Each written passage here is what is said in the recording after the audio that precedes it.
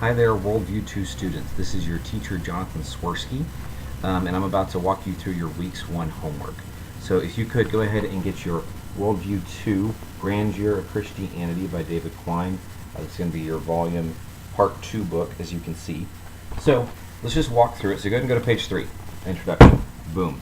You want to watch this video because I'm about to tell you what you don't have to do. So you need to do page 3. Just read through it. Just get it over with. But notice it says answers for difficult days on the side.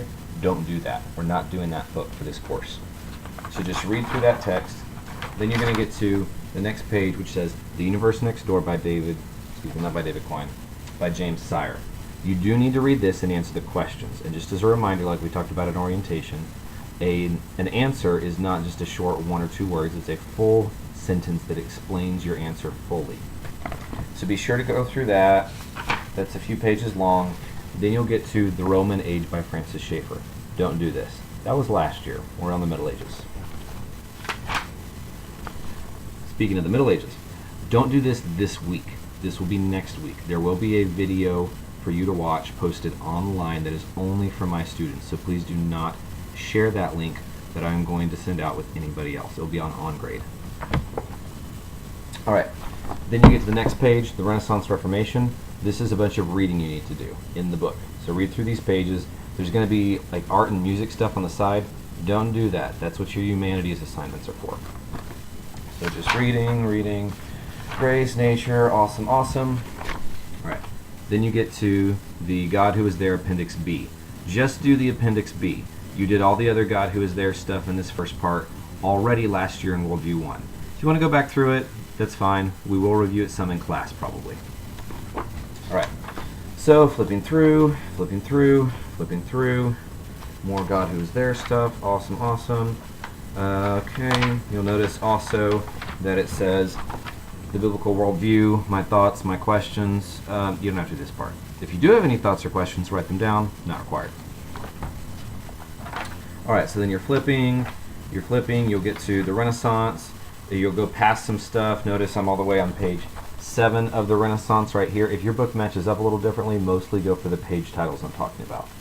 Okay, so you see the Renaissance, How Should We Then Live by Francis Schaeffer, chapter 3, the Renaissance. Read this, answer the questions fully.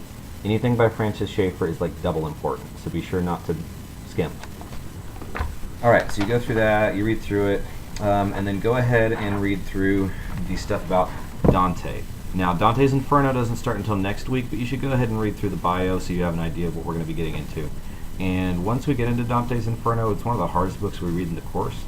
Start off, right? Fun. So you want to have as much info as you can going in.